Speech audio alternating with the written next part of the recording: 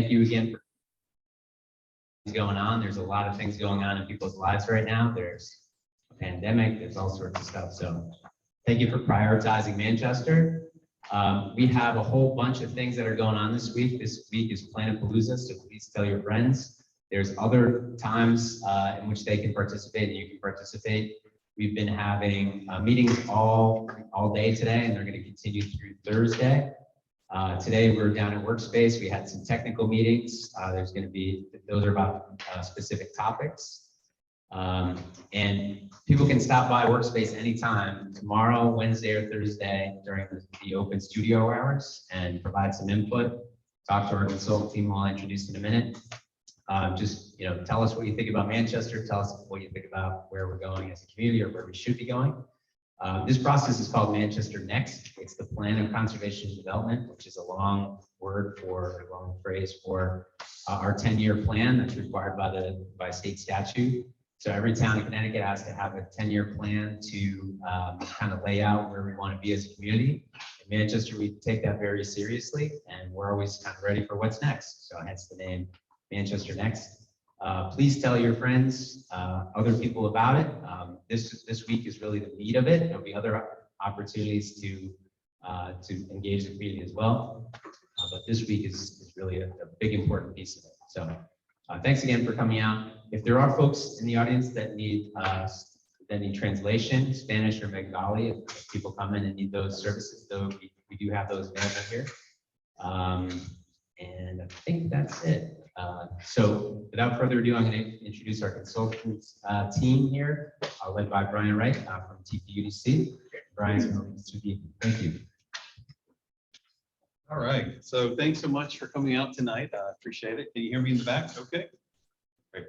So tonight we're going to run through a presentation and just kind of get everybody up to speed on a few things. But most importantly, at the end, there's a question and answer, just a discussion. So make sure you stick around for that. So introduction. So as Gary said, I'm Brian Wright. I'm the principal of Town Planning and Urban Design Collaborative. And I'm leading a team of consultants with a bunch of different backgrounds and different perspectives. We have planners and transportation engineers and sustainability and resiliency experts and all sorts of things. All the people you need to think about all the different aspects and elements of the town. And economists as well. I've been here for a minute. So I am here from Nashville, Tennessee, or Franklin, just outside of Nashville. And we get to work all over the country, right? So we get to see what types of things are working well in communities, what things are a challenge or people struggle with. So we're able to bring that experience to all of you. And so us not being from around here, it's actually a good thing. And we spend a lot of time learning about the community as we move forward. So you can see all these dots on the maps are places that, that my team and our consultant team members work all around the country. So there we go. So the way that we think about planning is really big picture. We like to think about a community holistically.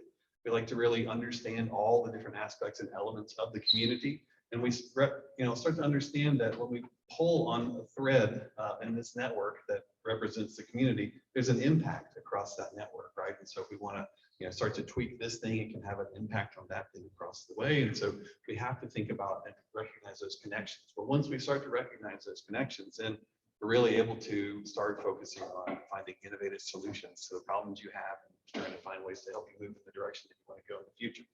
So what is a plan of conservation and development? It's really a long-range policy document.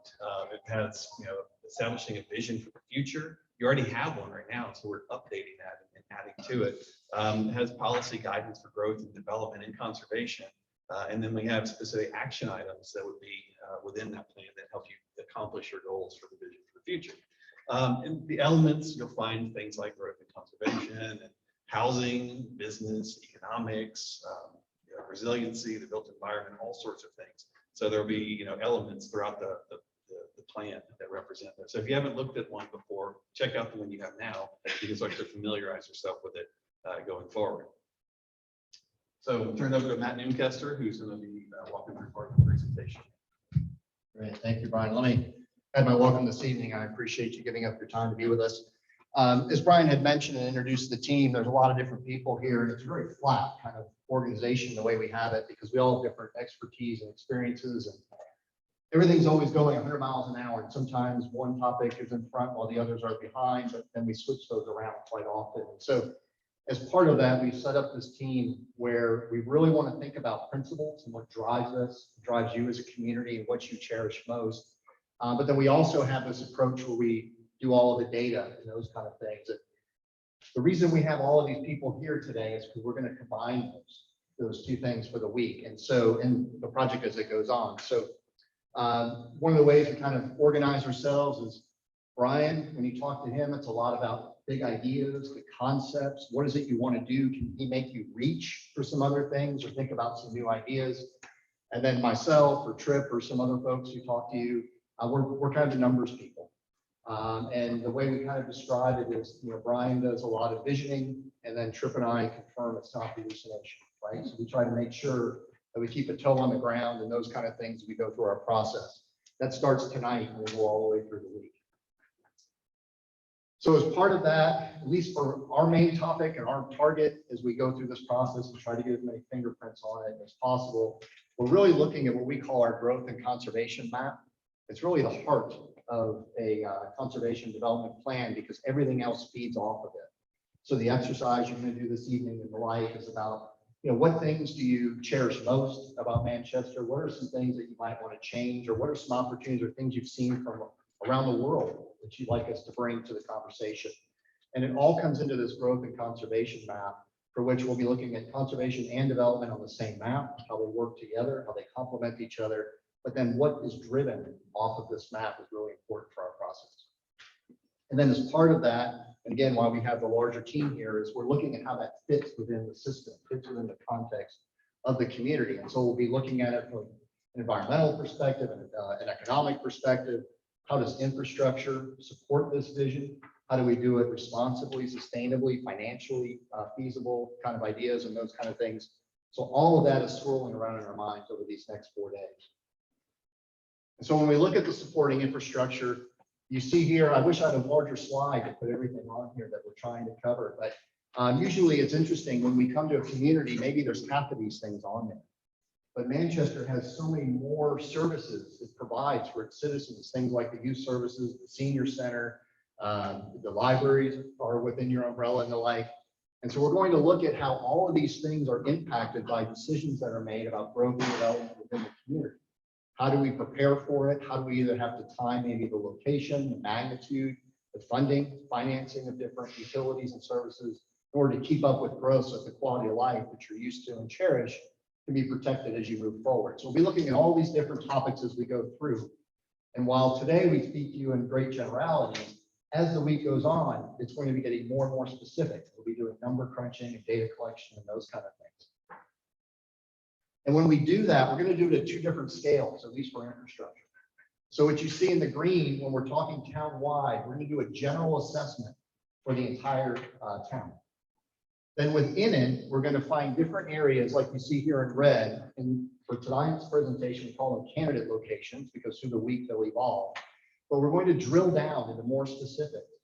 We're actually going to do something that's called a likely impacts analysis. So based off of what's produced in terms of the ideas within those reds, we'll also be doing an analysis of what does that mean for how many more new residents, how many more jobs, what's the impacts to schools and water and sewer and transportation.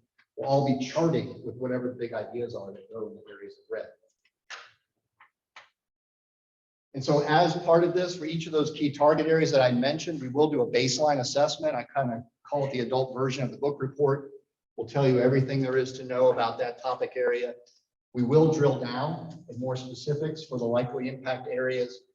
And our ultimate goal is to set those policies and recommendations in order to put you in the right framework going forward, not just as the community, but also to inform your partners, other folks and organizations who provide infrastructure for you.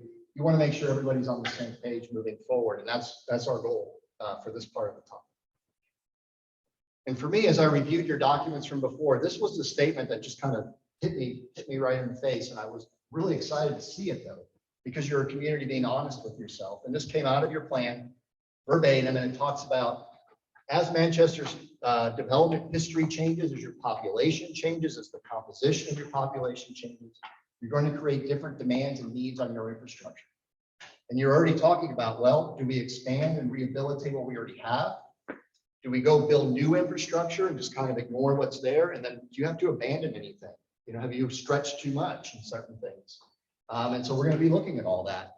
I'm really excited to be starting that with you all this week, and then we'll continue on in the process. But this is a really great kind of setup question, and it was awesome that was already in your previous plan. It just shows that you have the foresight to think that far out. So look forward to speaking with you through the week.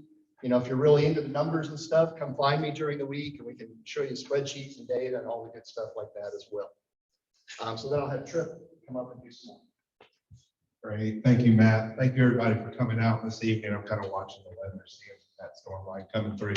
It's great to be back in Connecticut. This is the 5th community I've worked on in the state, but the first time working east of the river. So I'm going to share with you some of the preliminary demographics and economic data. And whenever I do this, this is preliminary because we're still dealing with a situation where the census data just came out in September, and some of the folks are disputing whether it's right or wrong. And it's been awful a little bit in some communities, an awful lot in others. The census actually has you in 2020 a little higher than what I'm showing here at 59,055. Census has you a little bit higher than that. I can say one thing that we're looking at is over time, we're looking at Manchester growing. It's slow and steady growth is what it appears to be. About 25,000 households. Your median age is 39.6, which is a little bit older than America, quite a bit younger than states in northern New England, which hover in the 42 or 43 median age. Your median household income, 78,843. I'll talk more about that in a moment. Pretty low unemployment rate of 4.2%. Median value of owner-occupied housing, 216,000. We'll come back to that. And then about 40% with bachelor's degree or higher. And you can kind of see where our numbers are looking and where they're projecting. And then the census numbers are kind of interrupting this. So trust me that I'm going to be trying to figure this out to the best we can, knowing that even the census is trying to figure it out the best it can. We did see a pretty significant spurt of growth between the years of 2000 and 2010, where your population went from 54.8 to about 58.2. And we see that growth on par with the county and with the state. I know in Connecticut, counties don't have governments, but it's kind of interesting just to be able to look at that benchmark on what's happening. We look at your median household income. We're showing about 78,800. Again, I picked some, really random communities or adjacent communities, just almost right on par with the state of Connecticut, or a little bit lower than the state, almost right on par with Hartford County. You see West Hartford, 109, Glastonbury, 129, East Hartford at 62, and the city at 37.8.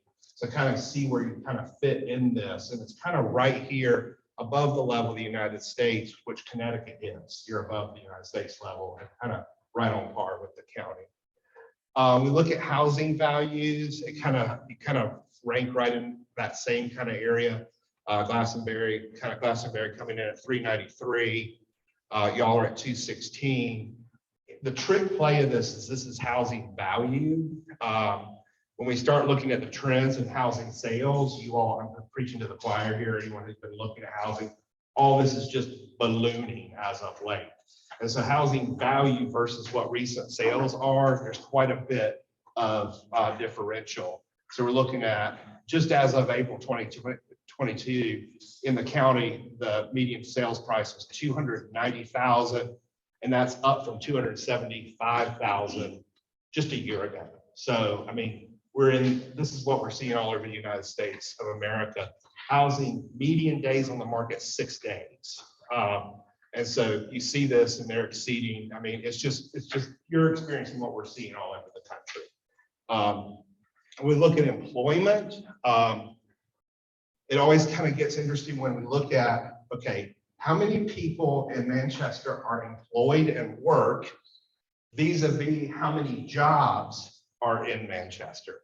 And those are two different things. And so as of 2019, according to the census, we're looking at about 29,000 people who work in the town of Manchester.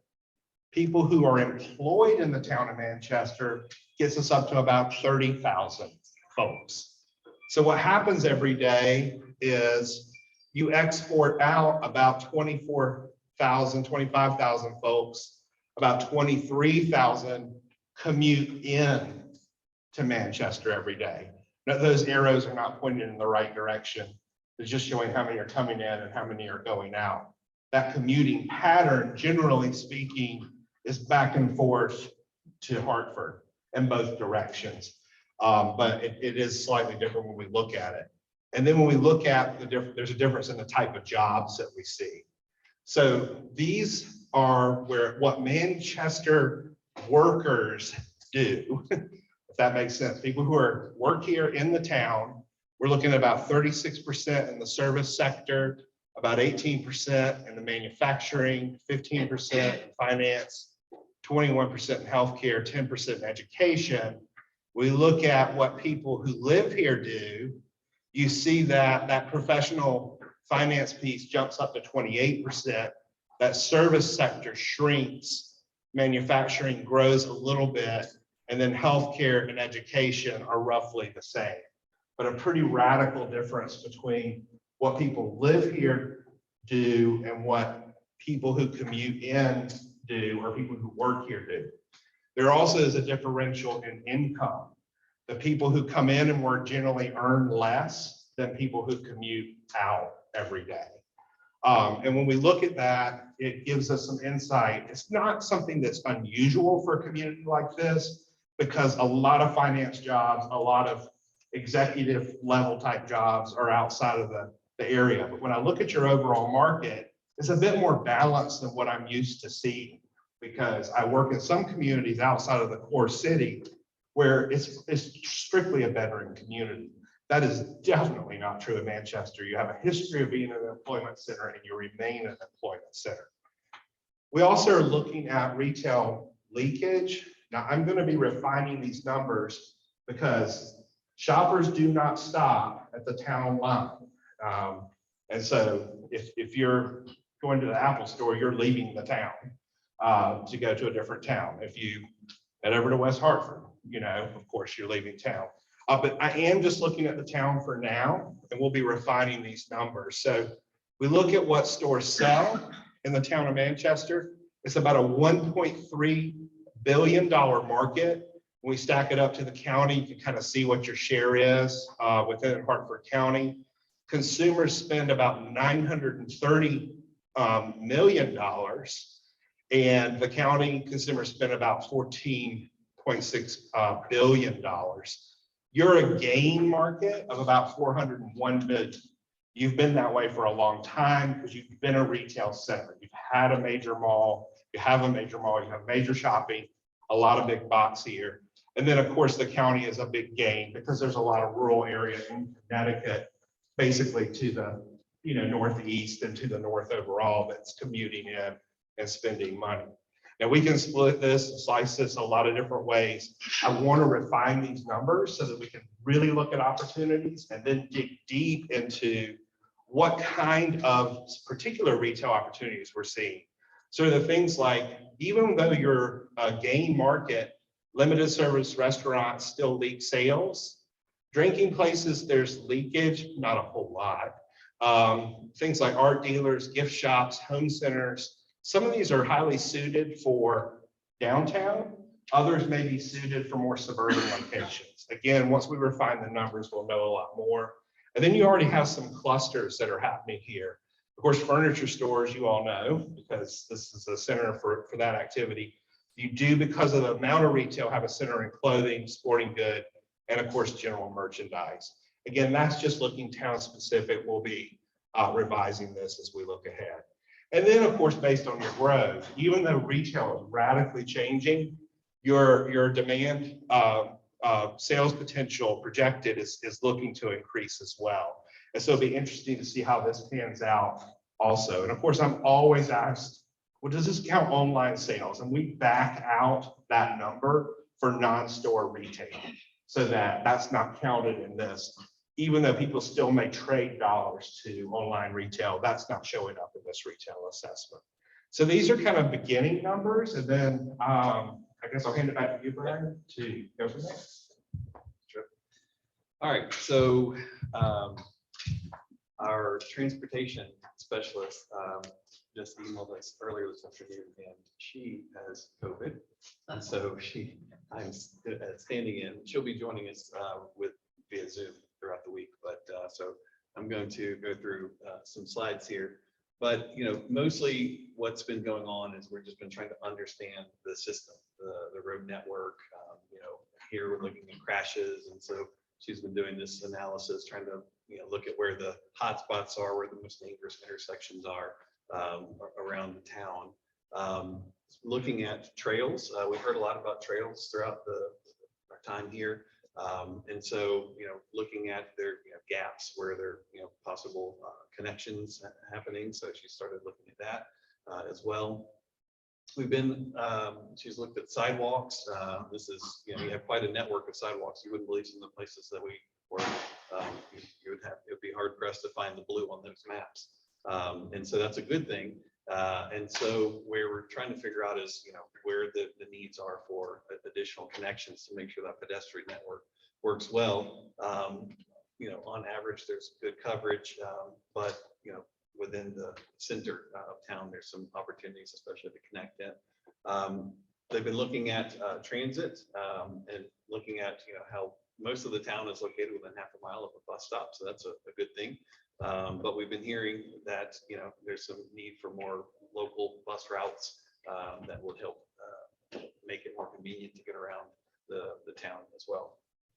And then looking at the work that's been done with the complete street plan as well. She's been studying that and trying to find opportunities to expand upon that in other areas of the town as well. So throughout we have a transportation meeting coming up, and Karen will be zooming in for that, so she'll have much more detailed explanation of a lot of these things. So but now we have an in-house, in the room expert on sustainability and resilience, and so I'll let John take over first.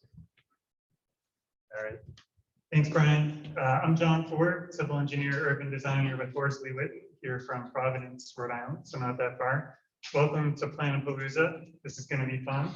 I'm excited about it. So sustainable and resilient. This is especially exciting. So really the key question for me and for all of us on the team is, what is Manchester? How do you define sustainability and resiliency? There's a lot going on here in terms of sustainability committee, which is doing great things.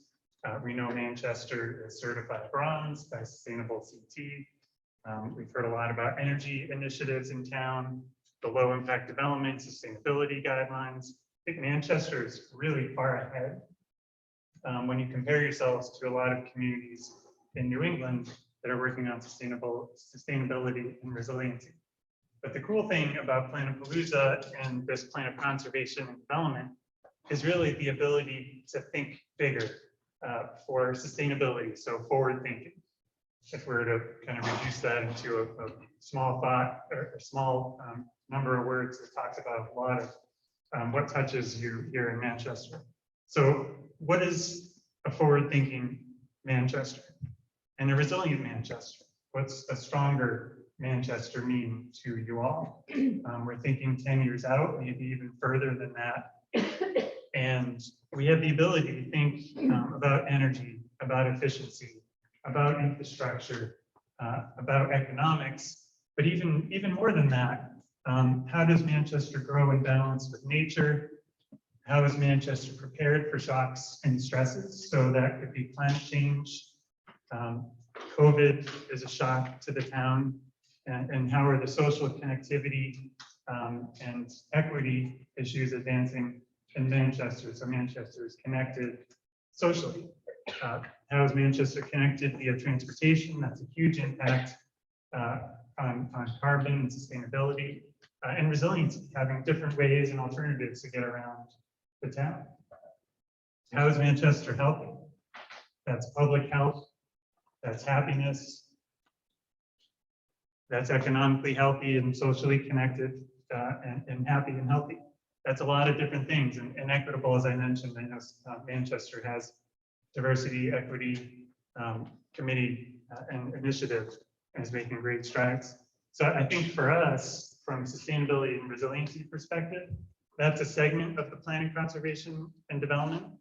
But my job this week is really to push and make sure that we're making the connections between maybe different elements of the plan and pulling, for example, you have amazing open space and recreation plan that was just completed in 2021. So how can some of those ideas be linked to transportation, housing, that some of the folks here in infrastructure, and some of those nitty-gritty numbers to tie it together best as possibly can be for a strong and forward-thinking Manchester. So those are really our tasks this week. We look forward to hearing from you and how we're going to refine and update the vision from Manchester 2020 for the next 10 years. Use the latest practices, a lot of which many of you in this room, I'm sure, have been working on, integrated across different elements. So we've started to analyze across town. This is going to go into really the conservation and development. So how can Manchester best grow in balance with nature? And we need the data and the mapping to help inform that over this week.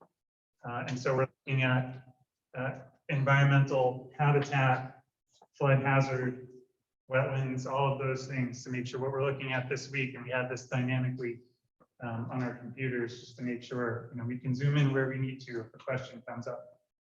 And we can test some of the ideas as we come up with them together. The open space map, again, dynamic, and I hope you see me out there. I'm going to be poking around town and checking this out to make sure we're informed so we can take the great plan that you have and start to prioritize and pull elements in for the plan of conservation development. And environmental justice, it's critical for us. So what you see there in the pink are environmental justice community, and that's as defined by the State Department of Environmental Protection based upon census block income data. That is not a fine grain look at environmental justice populations and environmental justice in Manchester. So we need to hear from you all. What are the specific populations? What is the history here? So we can drill down beyond some of those kind of broad pink areas on the map to understand how what we're doing here really can be equitable. And last but not least, Parks and Rec plan. So the ability to unlock opportunities that connect transportation. Trails are an amazing alternative transportation method. I think it's kind of silly. It's an alternative transportation means really can be primary for many of you as an alternative to getting out of your car for a lot of your trips in town. And also ability to kind of unlock funding for multiple across multiple elements within the plan. Thanks. All right, so we're in the home stretch here, so don't worry. I know you're excited to do your mapping exercise.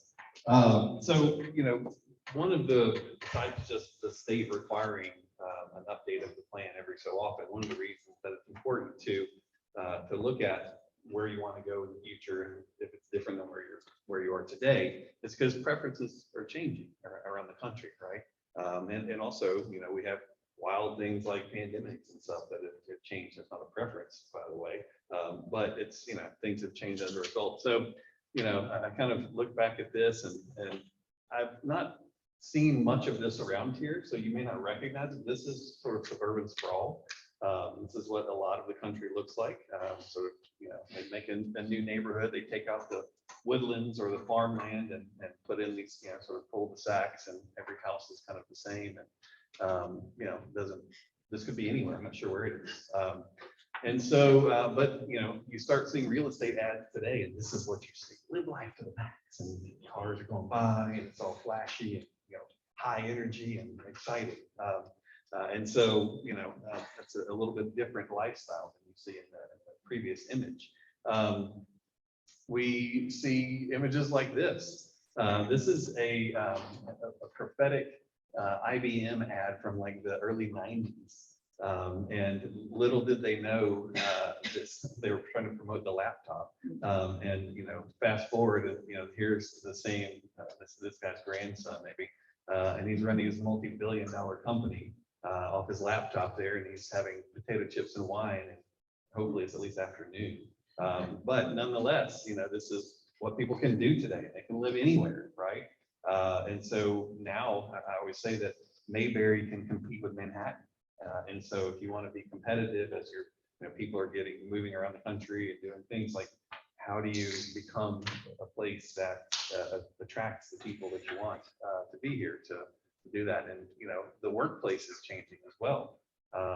People used to, I don't know if anyone ever really liked the whole cubicle thing, but it was certainly a thing and everyone got used to it. But now people want open spaces and, kind of co-working and collaborating. And obviously the pandemic, shifted that a little bit. But it's been really interesting to see how resilient these kind of spaces are, because in an open layout in a place like this, not only can you gather, but you can also spread out. And so kind of the workplace of the future looks more like a workshop. And then we have different preferences of how people are living. It's not everyone's preference to figure out how many square feet they can get the biggest house for their money. There are people who are choosing now to live, in tiny houses and micro apartments and, loft living and living over garages. And, people aren't wanting to necessarily have to take care of a lawn. And by the way, I don't mean everyone. I know some of you are going like, what are you talking about? Who would want to live in a micro unit or not have a lawn? I know it's not for everyone, but just knowing that these things are, it's just every place we work around the country. This is what we're being asked to figure out ways to incorporate to meet these needs in the community.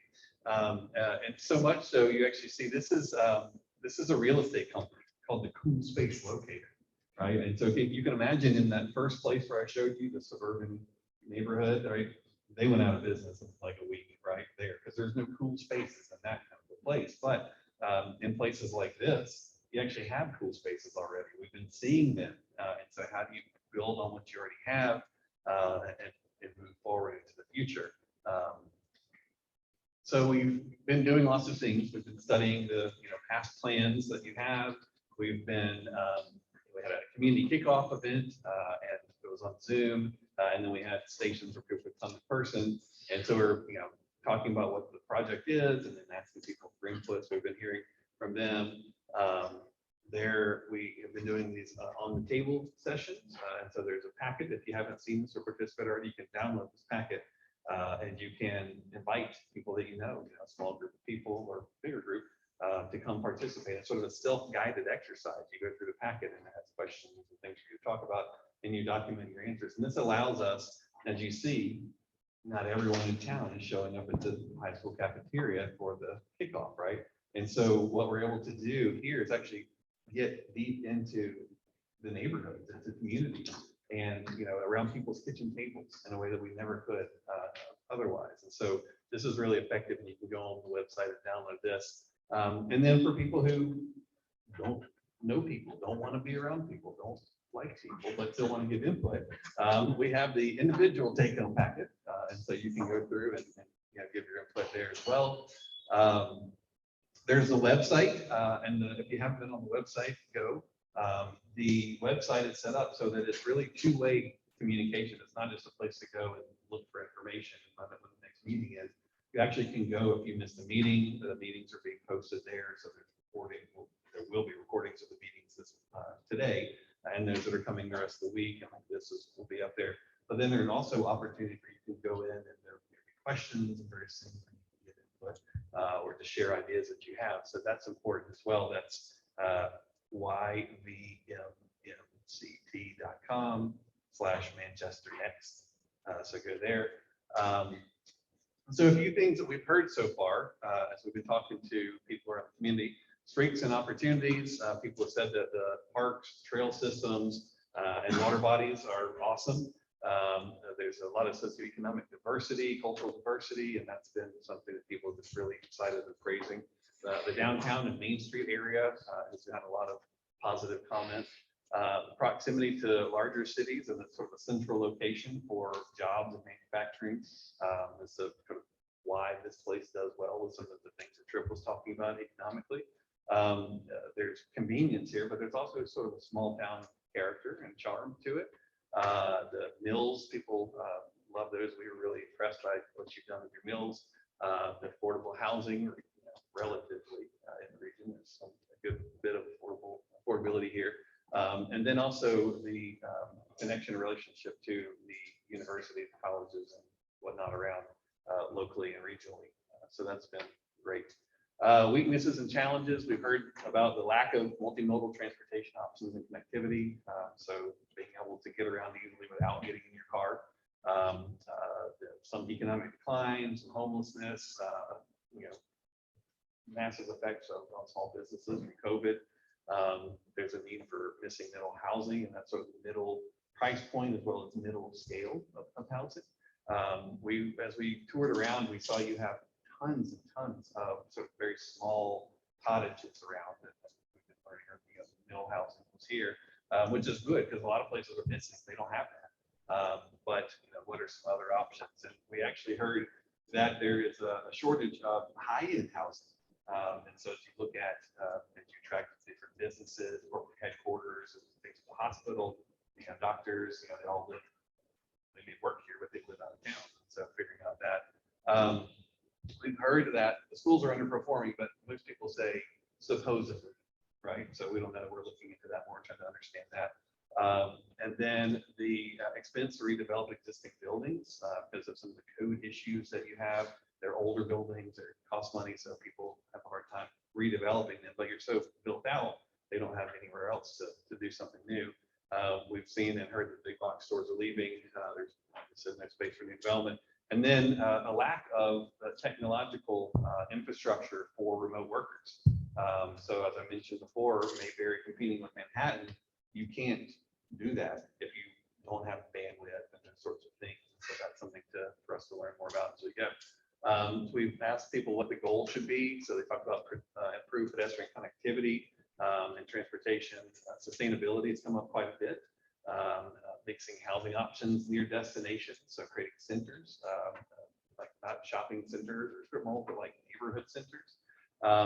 The creating more of a center and sense of place. Your major sort of downtown park is kind of interesting because actually when I first came here, I could see it on the map, but I didn't realize I was there because of the topography of it. It so quickly gets up to the steep hill and you don't have a sense, it's green next to you, but you don't perceive it as an outsider as a park. And so maybe I was thinking, you have your downtown sledding hill, that's great. But where do you throw a Frisbee, So that's something to think about.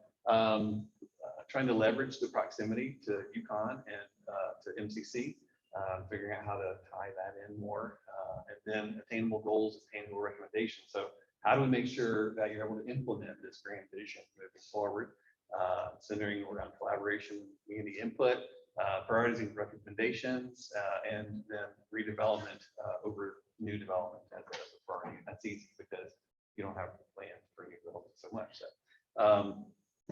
So things to think about as we go through this Planapalooza week, or next several days through the end of the week. Community character. That's something that we really, as outsiders, as out-of-town people here, we need to understand what is the character from your perspective. What does it mean to you? What is the character you want to preserve and protect or transform sometimes? We work in a lot of places where they're like, oh man, like you can start over. We've done a bad job. And I haven't gotten a sense of that here. As an observer, we haven't felt like that you're there at all. And we haven't heard that from the community. So just, thinking about the different, community areas, neighborhoods, if you will, kind of like the different distinct and unique districts around the town. Think about that. Thinking about recreation and events and how do we enhance what you've got going on. We were blown away when we came into town at the number of obvious and visible, all the other parks that were obvious and visible to us, and the amount of ball fields, and it was just, they were so well distributed And even some of them had little mixed use areas next to them, like a true neighborhood center. It was just like fantastic. So that's exciting. The parks and trails, getting into, some of the amazing things that you're already doing, again, building on that. So many places we work, unfortunately, don't have that much going for them. That's what they call us. And here, we are feeling like you all are a really good community. And so the idea is, how do you go from good to great? And really, it's hard to, because y'all are so satisfied with the community. I don't blame you. But there are moments where you may go, oops, right? And so this is, or closing. So what's the future of retail, right? So this picture was taken this morning. And I think this is kind of ironic because you have the Manchester Mall, and I keep referring to this as the Manchester Mall. And then I was corrected, like, hey, just so you know, that's maybe the Mall of Manchester as opposed to Manchester Mall. But ironically, even though this is old and historic, this is like where the future of retail is going. If it's online, it's about experiential. What is the experience of the place, of the character of being there? And obviously, this is the least flattering view of the mall, right? But it's where the store closing sign was, so that's what we took the shot from. But nonetheless, malls all over the country are redeveloping. And so sort of the downside of the way that they were built and developed goes right into this next topic of underutilized land. Because I don't know about you, but even in its heyday, how often did you see the parking lot full, right, at the mall? And so we have all of this land around malls all around the country that's just ready to go, ready for redevelopment. And so as they struggle and they lose tenants, all of a sudden it becomes economically much more viable to think about transforming them into the future. So underutilized land is something to think about as well, not just at the mall, but maybe elsewhere. And then, as I mentioned before, MCC and UConn, how do we connect with them? How do we capitalize on the programs and the students and the energy and the vitality that they bring to you all? We went to, what's the brewery called? What? You listed it? Yeah, Illicit. Yeah, we went to Illicit last night, and I was blown away by the number of young people that were there. And so, I wish I had asked them, like, who are you? Where are you They from? come from West Hartford. West, yeah, right. They do. Well, no good. kidding. Yeah, Yeah. that's great. That's great. And that's what we want. We want to sort of bring people in and have them spend their money here, and then maybe they can go back where they came from. And you haven't had to provide services for them, right? So it's a win-win. But we also like to have them living here and roaming around and making the streetscape, vital and exciting. Think about design principles of livable communities. Everybody's been talking about they want it to be walkable. We know that the average American is willing to walk about 5 minutes or a quarter of a mile to a meaningful destination, right? And so, even in winter, people are like, what about winter? And I see people walking around, right? And so being more compact, and again, you have to do that here because you don't have much land left. A mix of uses, so the idea of having your daily needs be able to be met within, hopefully a walking distance or biking distance of your house. And then diversity of housing types, which then gives you diversity of people. And so you all already have that diversity. And so how do we build on that as well? And so we talked about earlier how equity is an important part of the ethos of the community here. It's something that's embraced and it needs to be part of what we're doing as well in the plan. And so we like sustainability. It's something that needs to be defined by the community because in all the different places we work, it means different things to different communities. And so, asking all of you to start to help us define that so that we know the direction and what's important and what are the issues and challenges that you're facing related to this. And so we have a tell us about equity sort of questionnaire, if you will, to be filled out online or printed out and filled out. But really starting to understand what those issues are and how we can incorporate them, because what we want to do, just like with sustainability, we want to make sure that that equity is actually woven throughout the plan. So it's not just like a section and we say, oh, well, we want to be more equitable. It's like, okay, well, here's what equity in transportation looks like. Here's what equity in economics looks like, in housing, et cetera. And so trying to start to define what those issues are, how to address them, and weaving it throughout the plan as a fundamental element of this becomes important. So the schedule for the next several days is we have these technical meetings. We had 2 today, one for conservation growth and development and another like economic and business development. Then tomorrow we have a meeting at 10:30 about transportation and mobility. We have a meeting at 1 o'clock for parks, recreation, and open space. We have a meeting at 2:30 for sustainability and resilience. And then we have a housing meeting at 4 o'clock. And then on Wednesday, we have a meeting at 10:30 about community cultural resources in downtown.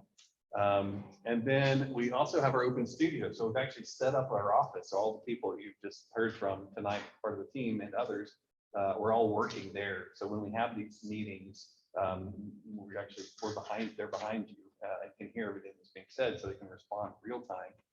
And then if you miss a meeting or you have a big idea, or you just happen to be scrolling by and want to pop in and see what's going on, we're there. So from 9 a.m. What else today? So from 9 a.m. to 7 p.m. Tuesday, Wednesday, and then on Thursday from 9 to noon. So you can just drop in anytime we're available to do that. And that is at the workspace building there on Main Street. And then we have the work in progress presentation at 6 o'clock here on Thursday evening. Yeah, so come back here and we'll actually be presenting the work that we've been doing, the things that we've been hearing, mapping. We'll have we'll be drawing specific plans for some areas around the town to illustrate the concepts that we've been hearing about. You want to say, like, an example might be with the mall. Like, what do we do about the mall? What's the mall going to be like? And say, oh, well, here's how a mall gets redeveloped. And rather than just showing you a theoretical mall, we actually can draw on your mall property. Just to inspire. It's not to say the mall has to do this tomorrow, but nonetheless, we'll have artist renderings as well. So it's a very graphical and interesting presentation. And as we always do, we'll at the end open it up for questions and discussion. Stop until you're ready to go home. So here we are right now at the Planapalooza. After this week, we'll go and start drafting the initial draft of the plan. And then we will deliver it to the planning staff. They'll do a quick review, make sure we haven't left anything out that is important we talked about. And then we'll work on the public draft, incorporating comments from the staff. That public draft will be released to the community. There will be a comment period, so you can review it and get your comments. You'll submit those to the planning department staff, and they'll give us a set of edits to make. And then we'll revise the plan and then sort of finalize it in the spring. And we'll go through the adoption process. So all the things that we've done so far and will continue to do up until that point are in addition to the normal process where the plan would be presented for adoption and there'll be public input opportunities there. What we want to do is get people's fingerprints and voices involved in this before it's the official process. So as I said, go to the webpage and give feedback. So wrapping it up, trying to make sure that we're not just doing a plan that we've done somewhere else. As I said, we work all over the country. If we just do for you what we did for West Fargo or Port Chester, New York, or wherever, pick your place, it's not going to be your plan, right? We need to make sure that it's your plan so it works for you. So it works for the public officials, it works for the local residents, works for business owners, and it works for visitors, works for people of all ages and stages of life, works for the development community. And most importantly, this is the thing that we really, really count on all of you to do, is hold us accountable for this, is that the plan represents the essence of Manchester. Because we can never know this place like you. You're from here, you live here, you love here, all of that. We're just here to help you articulate your vision for the future. And so we need you all to participate. We need you when you come and come to events like this. We need you to bring people. Carpool. If you carpool, that means not only are you being environmentally sustainable, but you also have more of it here, right? So, so for a few minutes, we're going to chat. Hopefully, we've inspired some questions and thoughts in your head. As soon as we're done with that, we're going to talk for like 10 minutes. Then we're going to let you get to your hands-on exercise. And then we're going to have you all present the work. And then we'll talk again. Yes. Can you explain again retail leakage? Retail leakage strip. It sounds like a bad condition, doesn't it? Yeah. So you're actually a retail game market. In any geography, when you drop the geography, I mean, just pick a geography. There's a certain amount of sales that stores sell, and there's a certain amount of spending that consumers spend. If consumers spend more than stores sell, you're leaking dollars. Those dollars leak out. They have to go somewhere else to get what they want. So imagine a really small rural town with 500 people in those stores, almost all that retail is leaking. You're a game market when I just look at the town boundary, because you've got a lot of retail in Manchester. So if we extract the town and just looked at the town, you've got more retail here than people could support. You're supporting a much bigger population base. And so when I start doing more sophisticated analysis, we're looking at where those opportunities lie. And so sometimes even in a market, you could gain in 50 categories, but then leak in one. And so I work in some communities that are on the interstate. They leak in almost every category, but they have 3 truck stops. So they do great on gas stations. So I mean, it just gives you an idea of that ebb and flow, because the consumer dollar doesn't, you all know, you don't say, oh, I'm at the town line, I can't spend money here. So that's what the leakage means. I hope that's a better definition. So for instance, the people at Illicit last night that came from the other town leaked from there to here, and we gained them. There you go. Question? Yes. So who is at these meetings so that you can better convince me that this isn't a bunch of outsiders' ideas about what we should be doing? Sure. Yeah. So there were the townspeople, the citizens. There was people from different departments of the town. There were elected officials there, and more importantly, here's the way the meeting went. The reason that we're having this technical meeting is for us to take your brain to understand more about this place. It's free form. Who wants to tell us what we need to know about this place? That's how it works. And so we sit there, we take notes, we document, we understand. Because honestly, at the end of the day, if we come up with our plan, there's no point in that, right? Because at the end of it all, we're going to review it and we're going to go, ooh, this is not our plan, and so it's, we've just found that it's much more fulfilling to us to actually help you all be facilitators of your discussion, of your vision. Because, we don't have a stake in it. It doesn't affect us, it's your place. We don't want to mess it up, It's, I haven't heard any mention of water supply. About 20 years ago, I had a tour of the water department, and I remember a number they threw out that our wells and springs could support about 60,000 people. I wonder if that number has changed. It seems like it's a limit on growth. Fortunately, I guess we don't have a lot of land, but multifamily housing could drive up that number. Is that going to affect? And I can recall 2 years ago, we had a serious drought. And there are certain measures that kick in and they affected us. So although New England is not considered a dry state, we do occasionally have dry periods that are very difficult to get through. Yeah, that's a good question. So, Matt, do you have any thoughts about this, or John, about water?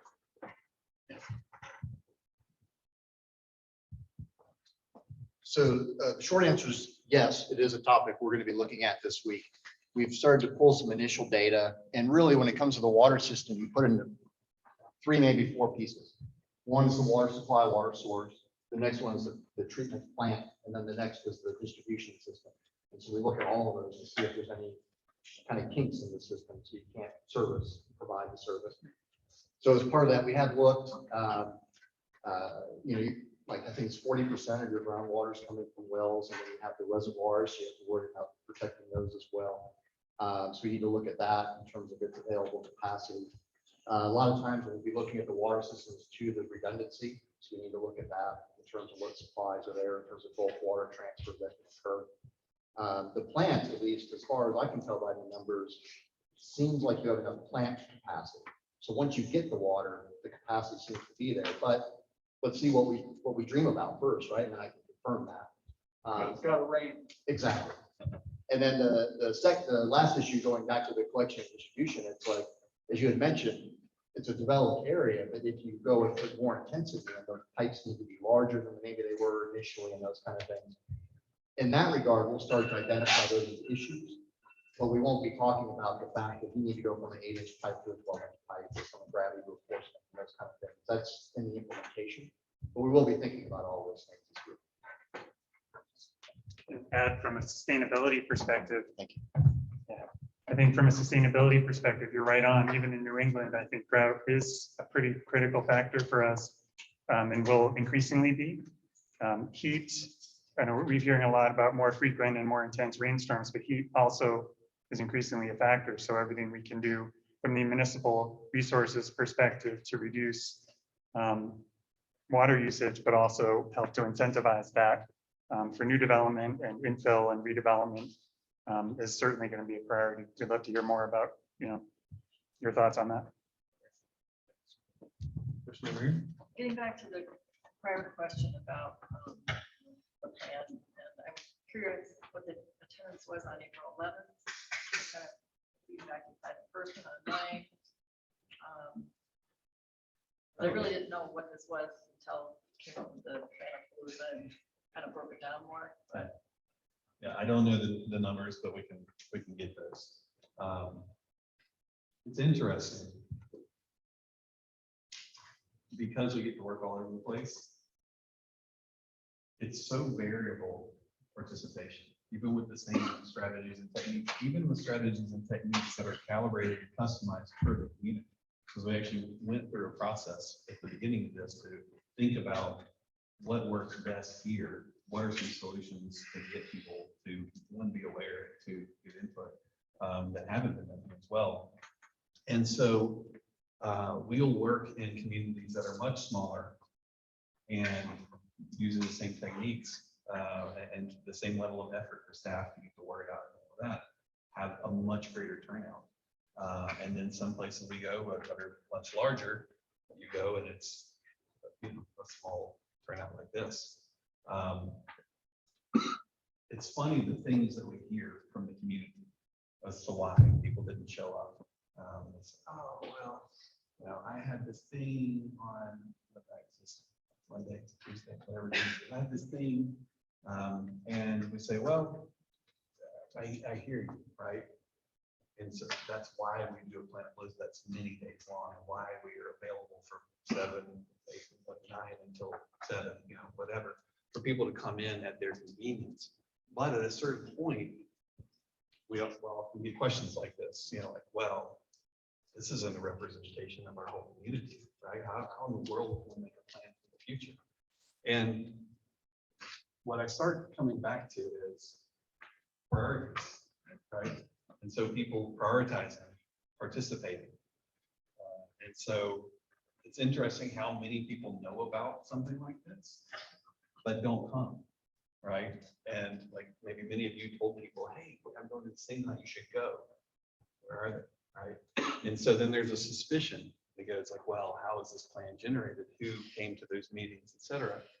And so what we found though is, and you'll see it tonight too, if you get about 10 people to participate who didn't all ride together and aren't in the same family and maybe don't live on the same street, after about 5 minutes of talking about their ideas for the future, it converges. And so we'll start saying, and people will say, by the time we get to table number 3, they'll say, oh, well, pretty much what they said, and here's another idea. Table 4, oh yeah, all the same stuff they said, there's another idea. And so I don't worry about numbers, but I know most people do, you know, because you think, well, the more people, the better.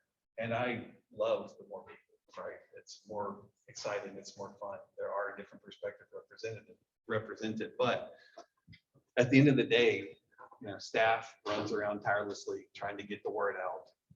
You know, we create all these materials. There's this web page. There's all of these things. There's Planapaloozas. There's kickoff events. There's things to come in the future, et cetera, et cetera. People still may not come, you know, and so you're here. So we have to expect, we have to count on you to represent your communities, but we also want to now deputize all of you to be ambassadors and to make sure that the next time you participate in something, you have 3 people, 4 people, 5 people come with you. So it's, I was just gonna, Leslie, to answer your question directly, there was, I think the slide said there was 40 people online and 30 people live at the kickoff. So just to give you a number. So thanks. Who else? A couple more questions and we can get on our workshop here. Yes. I would love to give my opinion on all of the workshops we're doing this week that I have to work. Yeah. So is the best way to participate in more of those other topics to go online and fill out a survey, that sort of thing? Yeah, and that's a great way to do it. And I would also encourage you to make sure that you watch the videos that are there, because the thing that I love the most about a process like this is that people have the opportunity to hear what other people think and to realize that not everyone agrees with them sometimes, which is sometimes shocking for people. And so I think that, you know, watching that so you can hear what other people have said as well is really helpful. But yes, online, or, you know, we'll be there till 7 at night. I mean, maybe you're worn out by the end of the day and start sometimes, but so yeah, man. Also, every technical topic that is, that I said, they're all free. Right. And so if you want to, you can listen to them online, and then you can comment on some of the stuff that you've heard from that meeting. So you can, anybody can listen to anything that was said, even if you couldn't attend, you can react. So on the website, like the comments section. Yes, yeah, it's very much a two-way communication. The comment section is in the forum. So there's forums there, you can write whatever. When you have a survey, kind of, it guides you, and you can write what you want. But the most free form of comment is the forum. So it's all there on the website. We'll be posting the videos of the technical meetings within this week. And going into next, so there's but they'll definitely be up high. Forums stay open. Till June 6th. I plan to post some comments on my about this evening on a couple of the Manchester Facebook groups that I'm in. So if I can give people some more guidance about, so that they would have to the 6th to watch the videos and go on the forums. Yeah, the videos will be up. We can grab content, but yeah, forums. That'd be great if you could spread the word. Thank you. All right, so let's see. Here we go, workshop. So what we're going to do is all work together. Well, it's your tables. Do your best to have like one person talk at a time, so you all aren't competing for discussions, because not everybody is comfortable sharing their ideas. It's other people, so you want to make sure you give everybody a chance to talk and